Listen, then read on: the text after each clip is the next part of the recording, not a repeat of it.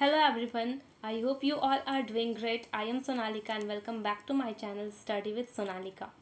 So today we will going to learn class 8 science chapter 6 that is combustion and flame. So अगर आपने इसका part 1 नहीं देखा है तो प्लीज़ जाइए पार्ट 1 देख लीजिए। उसमें मैंने इस चैप्टर के सारे कीवर्ड्स और समरी डिटेल में डिस्कस किए हैं। अगर आप वो देख लोगे तो आपको पता चल जाएगा कि चैप्टर में इंपॉर्टेंट चीज़ क्या है, टॉपिक्स क्या है जो आपको अच्छे से पढ़ना है और समझना है। आपको प्लेलिस्ट में मिल जाएगा और आगे हम अपना टॉपिक आज का स्टार्ट करते हैं। तो यहाँ पे दिया हुआ है फर्स्ट पैराग्राफ में कि we use different kinds of fuel for various purposes at home, in industry and for running automobiles, है ना। हम लोग अलग अलग फ्यूल यूज़ करते हैं। घर में अलग फ्यूल यूज़ करते हैं खाना बनाने के लिए, इंडस्ट्रीज़ में अलग फ्यूल का यूज़ किया जाता है, ईंधन का यूज़ होता है, और जो भी गाड़ी चलता है उसमें अलग ईंधन का फ्यूल का यूज होता है। जैसे घर में हम एलपीजी हमारे सिलेंडर में बड़ा होता है, किचन में उसका यूज़ करते हैं। इंडस्ट्रीज़ में भी अलग अलग चीज़ों का, कोयला का, कहीं फ्यूल का यूज़ होता है। और ऑटोमोबाइल्स में पेट्रोल का, डीजल का, ये सब का यूज़ होता है। सीएनजी का भी यूज़ होता है।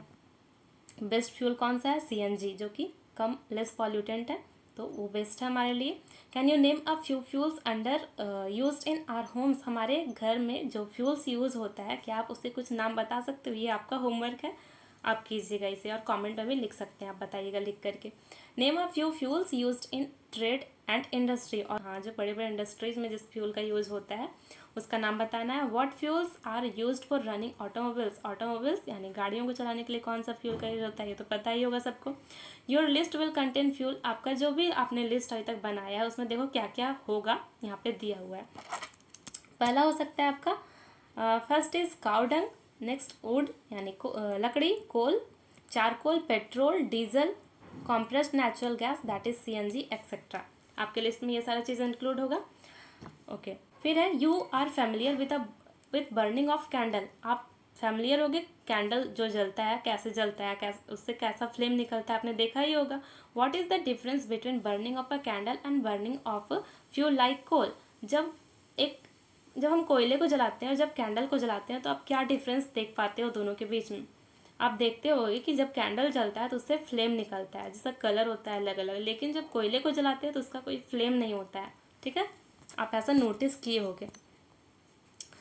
So you will find many other materials burning without. और सिर्फ कोयला ही ऐसा नहीं है जिससे फ्लेम नहीं निकलता है, इसके अलावा और भी बहुत सारे मटेरियल्स ऐसे होते हैं जिनसे फ्लेम नहीं निकलता है। Let us study chemical process of burning and types of flame produce during this process. हम लोग इस चैप्टर में पढ़ेंगे chemical process of burning and, जब भी कोई चीज़ जलता है तो कौन सा केमिकल प्रोसेस होता है उसके अंदर, और फ्लेम प्रोड्यूस करता है उस टाइप पे किस प्रोसेस के थ्रू, ये पढ़ेंगे अब आगे। ठीक है, हमारा नेक्स्ट टॉपिक है व्हाट इज कंबसन। कंबसन क्या होता है, दहन क्या होता है? हिंदी में कंबसन को जलना कहते हैं, दहन कहते हैं। Recall the activity of burning of magnesium ribbon. आपने क्लास 7th में एक्टिविटी किया था मैग्नीशियम रिबन को बर्न करवाने का, जलाने का, तो उसे याद करो फिर से। तो हमने क्या पढ़ा था कि जो हम जब जलाते हैं मैग्नीशियम रिबन को तो क्या फॉर्म करता है वो? मैग्नीशियम का oxide and produce heat and light. तो जलने के बाद मैग्नीशियम का ऑक्साइड प्रोड्यूस करता है और उससे हीट और लाइट भी प्रोड्यूस होता है। यहाँ पे फिगर भी दिया हुआ है इसका, एक मिनट में दिखाती हूँ फिगर। ये देखो, ये जो फिगर दिख रहा है आपको, ये मैग्नीशियम रिबन को बर्न किया जा रहा है। ठीक है, ये जो आपको दिख रहा है ये जलता हुआ, ये फ्लेम है। देख लिया आप लोगों ने, अब आगे बढ़ते हैं। We can perform similar activity with a piece of char. और यही एक्टिविटी हमको एक चारकोल का पीस लेना है, उसे भी ऐसे ही जला करके देखना है क्या उससे फ्लेम प्रोड्यूस होता है, उससे हीट और लाइट प्रोड्यूस होता है। हीट और लाइट थोड़ा बहुत तो मिल भी जाएगा, लेकिन उससे हमें फ्लेम नहीं मिलेगा। Hold the piece with a pair of tong यानी tongs, sorry, pair of tongs बोलते हैं इसे। ये देखो डायग्राम में आपको दिख रहा होगा यहाँ पे, जिससे पकड़ा गया है। ये जो दिख रहा है आपको, यही है पेयर ऑफ टोंग। ठीक है, पकड़ने का चीज़ होता है, ये लैब में हमारे प्रेजेंट होता है। And bring it near the flame of a candle और अ बंसन बर्नर। बंसन बर्नर जो है वो भी एक बर्नर होता है, ऐसा शेप का होता है और इसे जलाया जाता है। लैब में इसका यूज़ मेनली किया जाता है बंसन बर्नर का। ओके, और कैंडल तो आप जानते ही हो। तो बोल रहा है कि वो पेयर ऑफ टोंग से पकड़ करके चारकोल को और या तो कैंडल के पास ले जाओ, जलता हुआ कैंडल के पास, या फिर बंसन बर्नर को ऐसे जला लो और फिर इसके मुंह के पास ऐसे यहाँ पे लगा के चेक करो कि क्या हो रहा है, जलाने से क्या हो रहा है चारकोल को जलाने से। तो आप देखोगे कि जब चारकोल बर्न होता है एयर में तो we find that charcoal burn in air. Charcoal कहाँ पे बर्न होता है? वो एयर यानी कि ऑक्सीजन के प्रेजेंस में बर्न होता है, जलना शुरू होता है। तो we know that coal too burns in air producing carbon dioxide. Coal too ये जब जलते हैं एयर में तो क्या प्रोड्यूस करते हैं? कोयला को जब जलाएंगे तो वो CO2 that is carbon dioxide produce करता है और हीट और लाइट भी प्रोड्यूस करता है साथ में, लेकिन फ्लेम नहीं प्रोड्यूस करता है। ओके, तो देखो कंबसन का डेफिनेशन यहाँ पे दिया हुआ है, जो क्या है कि अ केमिकल प्रोसेस, वैसा केमिकल प्रक्रिया जिसमें कोई सा भी सब्सटेंस रिएक्ट करता है ऑक्सीजन के साथ, ठीक है, ऑक्सीजन के साथ रिएक्ट करता है यानी रिएक्शन करता है, और क्या देता है रिएक्शन करने के बाद? To give off heat. क्या देता है? हीट देता है। उसी को क्या बोलते हैं? ये जो प्रोसेस है इसको क्या बोलते हैं? कंबशन बोलते हैं। इट्स कॉल्ड कंबशन, ठीक है। वैसा केमिकल प्रोसेस जिसमें कोई सब्सटेंस ऑक्सीजन के साथ रिएक्शन करके हीट देता है, हीट प्रोड्यूस करता है, इसको बोलते हैं कंबशन यानी जलना।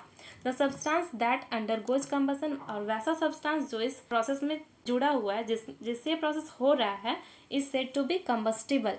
मतलब जो जल रहा है जो सब्सटेंस उसे कंबस्टिबल बोलते हैं, ज्वलनशील, ठीक है। It is also called a fuel, और इसे फ्यूल भी कहते हैं। जो चीज़ जल रहा है वही फ्यूल है। और वो जो फ्यूल है वो सॉलिड भी हो सकता है, लिक्विड भी हो सकता है और गैस भी हो सकता है। कैसे होता है? सॉलिड में हम जैसे एग्जांपल ले सकते हैं कोल का, लिक्विड में पेट्रोल, डीजल, किरोसिन ऑयल जो भी लो, और गैस में जैसे कैम्फर वगैरह हो गया, गैस में आ जाएगा। तो sometimes light is also given of during, और कभी कभी क्या होता है कि हीट के साथ साथ लाइट भी निकलता है। सब हर केस में नहीं, लेकिन किसी किसी केस में ऐसा होता है, आइदर एज अ फ्लेम और एज अ ग्लो। या तो वो फ्लेम के रूप में निकले या तो फिर चमकता हुआ ग्लो के जैसा निकले, ठीक है। In the reactions mentioned above, magnesium and charcoal are combustible substance. जो हमने अभी ऊपर एक्टिविटी किया था, दोनों को जला के देखा था, चारकोल को और मैग्नीशियम रिबन को, दोनों से क्या हुआ कि दोनों, क्या पता चला हमें कि दोनों कंबस्टिबल सब्सटेंस है। मीन्स कि वो जल रहे हैं, ऑक्सीजन से रिएक्ट करके वो जल रहे हैं और हीट लाइट प्रोड्यूस कर रहे हैं।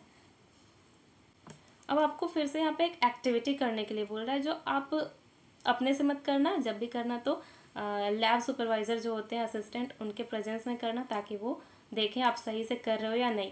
इसमें क्या करना है, आपको कुछ मटेरियल्स कलेक्ट करना है, like straw, match stick, kerosene oil, paper, iron nail, stone pieces and glass etcetera. Okay, और आपको ट्राई करना है जलाने का, ठीक है, बर्न करने का, एक करके, एक ही बार नहीं, एक एक करके, और देखना है कि कौन सा कंबसन, मतलब किसमें कंबसन हो रहा है, किसमें नहीं हो रहा है। जिसमें कंबसन हो रहा है मतलब जो जल रहा है, उसमें आपको एक लिस्ट बना लेना है, उसके आगे लिखना है कंबस्टिबल, और जो नहीं जल रहा है उसके आगे लिखना है नॉन कंबस्टिबल, ठीक है। ओके, सो देखो यहाँ पे आपका टेबल दिया हुआ है, table 6.1, combustible and non combustible substances. Material है वुड, वुड कैसा होगा? वुड जलेगा या नहीं जलेगा? पेपर जलेगा या नहीं जलेगा? आयरन नेल, वुड तो जल जाएगा, कंबस्टिबल होगा, पेपर भी होगा, आयरन नेल नहीं होगा, किरोसिन ऑयल होगा, स्टोन का पीस भी नहीं होगा। आगे है हमारा स्ट्रॉ, स्ट्रॉ भी जल जाएगा, चारकोल भी जल जाएगा, मैच स्टिक भी जल जाएगा, और ग्लास नहीं जलेगा, ठीक है। मतलब ये इसमें आएगा। तो ऐसे आपको टिक कर लेना है सामने में, या फिर लिख लेना है नाम, कंबस्टिबल, नॉन कंबस्टिबल। सो अब हमारा नेक्स्ट एक्टिविटी है 6.2। इसको भी आपको केयरफुल्ली करना है। अगर आप करना चाहते हो तो घर में भी कर सकते हो, बहुत आसान सा एक्टिविटी है। जैसे कि आपको क्या करना है, 3 कैंडल लेना है, या फिर एक ही कैंडल से आप कर सकते हो, या 3 कैंडल ले लो, तीनों को लाइन से एक टेबल पे ऐसे स्टैंड कर लो। स्टैंड करने के बाद आप 3 ग्लास ले लो, ट्रांसपेरेंट लो, ताकि आपको भी दिखे कि अंदर हो क्या रहा है, ठीक है। ट्रांसपेरेंट ग्लास ले लो। अब क्या करो कि सबसे पहले, जैसा कि इस डायग्राम में दिख रहा है, इसमें क्या है कि एक वुडन स्टिक रखा हुआ है, पतला पतला, उसके ऊपर ग्लास को ढका गया है, मतलब नीचे से थोड़ा गैप है यहाँ पे एयर जाने का। तो इसे जब जलाया गया तो ये जल रहा है, अच्छे से जल रहा है। नेक्स्ट में क्या किया गया कि जो सेकंड वाला हमारा कैंडल है उसमें क्या किया गया, ये स्टिक को रिमूव कर दिया गया। तो क्या हुआ, आपको दिख रहा है कि हल्का हल्का धुआं निकलेगा 2-4 सेकेंड तक, फिर ये बुझ जाएगा, नहीं जलेगा। और थर्ड में क्या किया गया, पूरी तरीके से ढक दिया गया है, तुरंत पूरी तरीके से पैक कर दिया गया, तो ये तो जलेगा ही नहीं फिर। तो इस एक्टिविटी से ये पता चल रहा है कि किसी भी चीज़ को जलने के लिए किस चीज़ का रिक्वायरमेंट होता है, तो एयर का। एयर में भी क्या, ऑक्सीजन का। ऑक्सीजन फर्स्ट वाले में जा रहा है, ऑक्सीजन का सप्लाई हो रहा है तो वो कंटिन्यूसली जल रहा है। सेकंड में बंद हो गया तो वो भी बंद हो गया, यानी आग भी बंद हो गया। और थर्ड में तो जा ही नहीं रहा है एयर, तो वो तो पूरी तरीके से बुझ चुका है, वो जलेगा ही नहीं। ओके, सो यहाँ पे एक फैक्ट दिया हुआ है कि इन द सन, मतलब सन में जो हीट और लाइट प्रोड्यूस होता है सन से, are produced by nuclear reactions. वो कैसे होता है, सन के अंदर ही बहुत सारे न्यूक्लियर रिएक्शंस होते रहते हैं, उसी की वजह से हीट और लाइट प्रोड्यूस होता है। You will learn about this process in higher classes. आप इन सारे प्रोसेस के बारे में भी पढ़ोगे, लेकिन अभी नहीं, जब आप हायर क्लासेस में जाओगे तब, ठीक है। नेक्स्ट है कि आपने कभी कभी ऐसा सुना होगा कि लोगों किसी भी आदमी के क्लोथ में जो है फायर कैच कर लेता है ना, आग लग जाता है कपड़े में। तो क्या किया जाता है उस आदमी के साथ, देखो यहाँ पे जैसे कि दिखाया हुआ है इस फिगर में, क्या दिखा रहा है कि इस आदमी को जैसे इसके कपड़े में आग लगा, इसे कवर कर दिया गया एक ब्लैंकेट से, है ना। क्यों किया गया ऐसा, ऐसा क्यों किया जाता है, आखिर ब्लैंकेट से कवर करने पे आग कैसे बुझ जाता है। देखो क्या होता है, हम लोगों ने अभी देखा, एक्टिविटी से भी समझा कि आग लगने के लिए हम लोगों को क्या ज़रूरत होता है, किस चीज़ का, ऑक्सीजन का प्रेजेंट होना। ऑक्सीजन प्रेजेंट है तो ही आग लगता है। तो जैसे ही इसके कपड़े में आग लगा, ठीक है, आग लगा तो क्या हुआ कि अभी भी ऑक्सीजन तो है ही वहाँ पे, एटमॉस्फेयर में उसके आसपास ऑक्सीजन है ही। तो अगर उसे किसी चीज़ से ढका नहीं जाए तो वहाँ पे क्या होगा कि और आग जो है बढ़ता ही जाएगा, रुकेगा नहीं। लेकिन जैसे ही ब्लैंकेट को, कंबल को लपेट दिया जाता है उसके कपड़े में, उसके बॉडी से, तो क्या होता है कि जो ऑक्सीजन का कांटेक्ट है बॉडी से कपड़े से, वो कट हो जाता है। और जैसे ही ऑक्सीजन का कांटेक्ट कट हो जाता है तो आग बुझ जाता है, आग धीरे धीरे वहाँ पे सारा आग बुझ जाता है, आगे नहीं बढ़ पाता है आग, ठीक है। तो इसीलिए ब्लैंकेट ढका जाता है, लपेटा जाता है जब किसी भी आदमी को आग पकड़ लेता है, उसके बॉडी में से कपड़े में आग पकड़ लेता है तो, ठीक है। अगर तुम्हें याद है, एक्सपीरियंस तो होगा ही सबको माचिस का। क्या माचिस अपने से जल जाता है, कि माचिस को जलाने के लिए उसे पहले हमें रब करना पड़ता है। ऑफकोर्स रब करना पड़ता है तभी जलता है, खुद तो नहीं जलता है ना। तो आपको बोल रहा है अब यहाँ पे, can you burn a piece of wood. क्या तुम एक लकड़ी के टुकड़े को जला सकते हो, मैच स्टिक उसके सामने ले जा करके।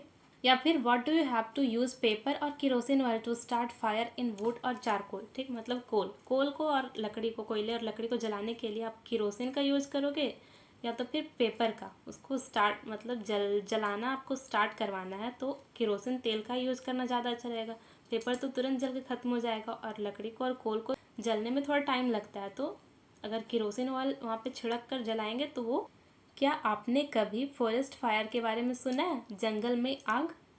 बहुत बार सुना होगा, पेपर में भी देखा होगा कि कभी इस फॉरेस्ट में तो अफ्रीका का जंगल में तो यहाँ वहाँ मतलब आग लगते रहता है। कैसे लग जाता है आग, ये मेनली कब लगेगा, जब सूखा रहेगा वहाँ का एरिया, वहाँ का पत्ता पेड़ पौधा सब सूख जाएगा तभी लगेगा। तो ये समर में होता है, ठीक है, जनरली ये समर में देखने को मिलता है। क्या होता है कि जो सूखी हुई पत्तियाँ होती है उनका जो इग्निशन टेम्परेचर, मैंने क्या बताया था याद है, चलो फिर से बताती हूँ। इग्निशन टेम्परेचर वैसा टेम्परेचर होता है, सबसे लोएस्ट टेम्परेचर एट विच कोई सा भी सब्सटेंस जलना शुरू कर देता है, तो वो इग्निशन टेम्परेचर कहलाता है। तो सूखी पत्तियों का इग्निशन टेम्परेचर पेपर से भी कम होता है, मतलब वो आग बहुत जल्दी कैच कर लेती है। थोड़ा सा भी चिंगारी मिल गया तो वो पूरा आग लग जाएगा और जितना भी वहाँ पे सूखा पत्ता पेड़ है सब में आग ट्रांसफ़र होता जाएगा और इस तरीके से पूरे जंगल में आग फैल जाता है, फॉरेस्ट फायर हो जाता है।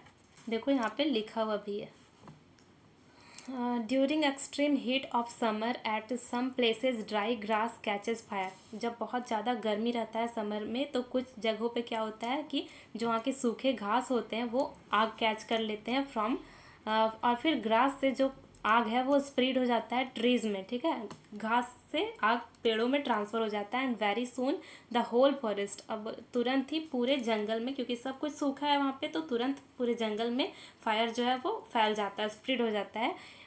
It is very difficult to control such fire. ऐसे आगों को इतने लार्ज स्केल पे जब आग लग जाए तो इसे कंट्रोल करना बहुत डिफ़िकल्ट हो जाता है, यहाँ तक कि फायर एक्सटिंग्यूज़र जो होते हैं, आग बुझाने वाले लोग, उन लोगों के लिए भी। ये देखो, ये डायग्राम दिख रहा है आपको, ये जंगल है जहाँ पे ये आग लग चुका है और लोग गए हुए हैं फायर एक्सटिंग्यूज़र लोग उसे आग को बुझाने के लिए, ठीक है। तो आपको इससे क्या पता चला कि अलग अलग सब्सटेंस का जो फायर कैच करने का कैपेसिटी है, टेम्परेचर है, सबको अलग अलग चाहिए होता है। कोई बहुत कम टेम्परेचर में जल जाता है तो किसी को बहुत ज़्यादा टेम्परेचर चाहिए होता है जलने के लिए। तो यहाँ पे दिया हुआ है the lowest temperature at which a substance catches fire is called its ignition temperature. Ignition temperature मैंने अभी पहले ही बताया था कि सबसे लोएस्ट टेम्परेचर जिस पे कोई सारी सब्सटेंस कैच मतलब आग को कैच कर लेता है, जलना स्टार्ट कर देता है, is called its ignition temperature कहलाता है ये उसका। ठीक है, तो हम लोगों ने इग्निशन टेम्परेचर देख लिया कि क्या होता है। अब बोल रहा है कि क्या आपने कभी देखा है कि जो मैच स्टिक माचिस होता है वो रूम टेम्परेचर पे अपने आप जलने लगे? ऐसा तो नहीं होता है, उसे हमें रगड़ना पड़ता है, उसके डब्बे में फ्रिक्शन करना पड़ता है, तब जाके वो जलता है। अचानक से तो नहीं जलता है खुद से। तो चलो अब यहाँ पे दिया हुआ है मैच बॉक्स जो हम यूज़ करते हैं माचिस का, उसका कहानी क्या है, वो उसका खोज कब हुआ, कैसे हुआ। तो हिस्ट्री जो है मैच स्टिक का, रुको एक minute. The history of match stick is very old. जो हम माचिस यूज़ करते हैं उसका जो इतिहास है, हिस्ट्री है, वो बहुत पुराना है। मोर देन 5000 ईयर अगो, लगभग 5000 साल पहले यहाँ पे दिया हुआ है कि स्मॉल पीस होता था पाइन वुड का, ठीक है, उसे डिप्ट किया जाता था, मतलब उसे डुबोया जाता था किसमें, सल्फर में। सल्फर केमिकल होता है, उसमें डिप किया जाता था और यूज़ किया जाता था मैचेज के जैसा, ठीक है, माचिस के जैसा यूज़ किया जाता था। कब? इन एंशियंट इजिप्ट में। The modern safety matches was developed only about 200 years ago. लेकिन जो आजकल हम मॉडर्न सेफ्टी मैच यूज करते हैं माचिस का, उसका जो खोज हुआ है वो 200 साल पहले हुआ है। ठीक है, तो जो माचिस आप देखते हैं वो कैसा दिखता है आपको? वो कुछ इस कलर का दिखता है, देखो ऐसा रहता है। ये हो गया उसका जो पीछे का लकड़ी होता है वो, और ऊपर हेड पे कुछ केमिकल्स लगे रहते हैं, उसी के कारण माचिस जो है उसमें आग लग जाता है, फायर कैच करता है। तो वो मिक्सचर क्या होता है जो उसके हेड पे होता है? तो यहाँ दिया हुआ है the mixture of antimony trisulphide, potassium chlorate and white phosphorus. इन तीनों का मिक्सचर होता है जो उसके हेड पे यहाँ लगा होता है। विथ सम ग्लू, ग्लू का यूज़ किया जाता है उसे चिपकाने के लिए, और स्टार्च का जो कि उसके हेड पे अप्लाई किया जाता है। और पीछे तो लकड़ी रहता है, कोई सा सुटेबल लकड़ी। When struck against a rough, और जब इसे किसी रफ सरफेस के अगेंस्ट स्ट्रक करते हैं, हम रगड़ते हैं, तो क्या होता है कि white phosphorus got ignited due to, जो वाइट फॉस्फोरस होता है वो इग्नाइट हो जाता है, और due to heat of a friction, मतलब फ्रिक्शन के कारण जो हिट निकलता है उसके कारण व्हाइट फॉस्फोरस फिर जलने लगता है। This started the combustion of the match, और माचिस जो हमारा वो जलना शुरू कर देता है। लेकिन बोल रहा है हालांकि होता क्या है, जो व्हाइट फॉस्फोरस है वो बहुत ही डेंजर होता है। किसके लिए? जो इसे बनाते हैं फैक्ट्रीज में उसके लिए भी, और जो इसका यूज़ कर रहा है यानी हम सब, हमारे लिए, दोनों के लिए व्हाइट फॉस्फोरस बहुत ही डेंजरस होता है। तो आजकल क्या किया जा रहा है, व्हाइट फॉस्फोरस का यूज नहीं किया जा रहा है। These days, heads of safety matches contains only antimony trisulphide and potassium chlorate. ठीक है, व्हाइट फॉस्फोरस को छोड़कर इन दोनों का यूज सिर्फ आजकल होता है। और जो रबिंग सरफेस होता है, the rubbing surface has powdered glass, और जो रबिंग जिसपे रब करते हैं हम माचिस को, उसमें क्या होता है, पाउडर्ड ग्लास होता है, and a little red phosphorus उस पर लगा होता है, जो रेड रेड ब्राउन कलर का आपको दिखता है मैच स्टिक के जहाँ हम रगड़ते हैं माचिस को वहाँ पे, which is much less dangerous. और जो रेड फॉस्फोरस होता है वो वाइट से कम डेंजरस होता है। When the match is stuck against the rubbing surface, जब हम लोग रगड़ते हैं मैच को रबिंग सरफेस के against, some red phosphorus get converted into white phosphorus. तो रगड़ने के दौरान क्या होता है कि रेड फॉस्फोरस कन्वर्ट हो जाता है वाइट फॉस्फोरस में, और इमिडिएटली रिएक्ट करता है पोटेशियम क्लोरेट के साथ। उसके बाद क्या होता है, मैच स्टिक का जो हेड है वो प्रोड्यूस करता है इनफ हीट। ठीक है, जितना हीट उसे चाहिए जलने के लिए उतना हीट वहाँ पे प्रोड्यूस हो जाता है, और फिर वहाँ पे जलना शुरू कर देता है हमारा माचिस। तो ये कहानी है पूरा मैच स्टिक का, जो आजकल हम माचिस यूज़ करते हैं। और ये जानना जरूरी भी है, बचपन से हम माचिस का यूज़ करते आ रहे हैं, तो उसमें क्या है क्या नहीं, केमिकल्स किस किस केमिकल से मिलकर बना, ये भी जानना जरूरी था, है ना। तो हम लोग क्या देखते हैं, कोई सा भी कंबस्टिबल सब्सटेंस यानी जो जल सकता है वैसा सब्सटेंस, वो फायर तब तक नहीं कैच करता है जब तक उसे इग्निशन टेम्परेचर नहीं मिल जाए। ठीक है, जैसे कि हमें लकड़ी को जलाना है, तो हम जलाना जब स्टार्ट करते हैं, जब आग को उसके पास ले जाते हैं, तो क्या वो तुरंत जल जाता है? नहीं, उसे जलने में थोड़ा टाइम लगता है। वो जो टाइम लगता है वही होता है उसका इग्निशन टेम्परेचर। जब तक उसे इग्निशन टेम्परेचर, मतलब जितना हीट उसे चाहिए जलने के लिए, वो नहीं मिल जाए, तब तक वो जलना स्टार्ट नहीं करता है। ठीक है, तो आपने देखा होगा अपने घर में कि कुकिंग ऑयल जो है, कभी कभी क्या होता है कि जो कुकिंग ऑयल होता है कैच कर लेता है फायर, है ना। जो खाना हम बनाते हैं, जिस तेल का यूज़ करते हैं खाना बनाने के लिए, वो भी कभी कभी क्या करता है, उसमें आग लग जाता है। मान लो कि हम फ्राइंग पैन का यूज़ कर रहे हैं, तो कुकिंग ऑयल उसमें है, ज़्यादा हीट अगर हो गया वो, तो वो पूरा जो पैन है वही जलने लगता है। होता है ऐसा, क्यों होता है ऐसा? क्योंकि वो उसका इग्निशन टेम्परेचर उसे मिल जाता है, तो वो पूरा तेल ही जलना स्टार्ट कर देता है। और ये भी देखा होगा, kerosene oil and would do not catch fire on their own at room temperature. मतलब किरोसिन ऑयल रखा हुआ है और लकड़ी रखा हुआ है, तो क्या वो अपने आप से जलना स्टार्ट कर देते हैं? नहीं, ऐसा तो नहीं होगा, उन्हें हमें जलाना पड़ता है, हीट देना पड़ता है। लेकिन अगर किरोसिन ऑयल को हम हीट करते हैं, थोड़ा सा बस जाके चिंगारी भी मिल जाए किरोसिन ऑयल को, तो वो पूरा जल जाएगा। लेकिन लकड़ी को बस चिंगारी मिलेगा तो क्या वो जलेगा? नहीं जलेगा। तो इससे क्या पता चलता है कि इग्निशन टेम्परेचर जो है किरोसिन ऑयल का वो कम है, किससे? लकड़ी से, यानी would say. Ignition temperature of kerosene is lower than that of would. ठीक है, तो अब यहाँ पे एक एक्टिविटी दिया हुआ है जो कि यही शो करेगा कि कोई सा भी सब्सटेंस को जलने के लिए एक इग्निशन टेम्परेचर जरूरी होता है। जब तक उसे वो टेम्परेचर नहीं मिलेगा वो जलना स्टार्ट नहीं करेगा। तो इस एक्टिविटी में दिया हुआ है कि आपको क्या करना है कि 2 पेपर कप्स लेना है। ठीक है, जैसे आपको यहाँ पे पिक्चर में दिख रहा है, देखो ये है 2 पेपर कप। ठीक है, और इसे फनेल के शेप में फोल्ड कर लेना है। फनेल सबने देखा है कैसा होता है? चलो यहाँ पे मैं डायग्राम बनाती हूँ। देखो ये है, ऐसा शेप होता है फनेल का। ठीक है, ये हो गया फनेल। तो फनेल के शेप में ही फोल्ड हुआ है ना, ये देखो दोनों पेपर को फनेल के शेप में फोल्ड कर लेना है। उसके बाद क्या करना है, एक पे पानी डालना है, आधा पानी भर लेना है, और दूसरे में पानी नहीं डालना है। ठीक है, एक में यहाँ तक पानी डाल लेना है, दूसरे को खाली रखना है। अब क्या करना है, नीचे से कैंडल के थ्रू या फिर किसी भी चीज़ के थ्रू हीट देना स्टार्ट करना है। तो देखना है आपको कि पहले कौन जलना शुरू कर देगा। तो एज अ कॉमन सेंस हम लगा सकते हैं कि पानी है इसमें, तो ये तो ठंडा रहेगा, पहले सारा हीट कौन ले लेगा? पानी ले लेगा। तो और इसमें तो कुछ नहीं है सेकंड वाले में, ये तो पूरा खाली है। तो ये क्या करेगा, ये पहले जलना स्टार्ट कर देगा और जल जाएगा, लेकिन ये देर से जलेगा क्योंकि इसमें पानी भरा हुआ था। इसका सारा हीट कौन कंडक्ट कर लेगा? वाटर कंडक्ट कर लेगा। तो इससे क्या पता चलता है कि इस एक्टिविटी से यही समझ में आता है कि जब तक किसी भी कंबस्टिबल सब्सटेंस को उसका इग्निशन टेम्परेचर नहीं मिल जाता है, जितना हीट उसे जलने के लिए चाहिए उतना नहीं मिल जाता है, तब तक वो जलना स्टार्ट नहीं करेगा। ओके, सो देखो तो क्या हुआ था कि फर्स्ट वाले कप में जिसमें वाटर भरा हुआ था, जो इग्निशन टेम्परेचर था पेपर कप का, पेपर को नहीं मिल पा रहा था वाटर के प्रेजेंस होने के कारण, इसलिए वो नहीं जला था जल्दी। और सेकंड में तो वाटर नहीं था, वो तो पूरा ड्राई था, वो तुरंत आग पकड़ लिया उसमें।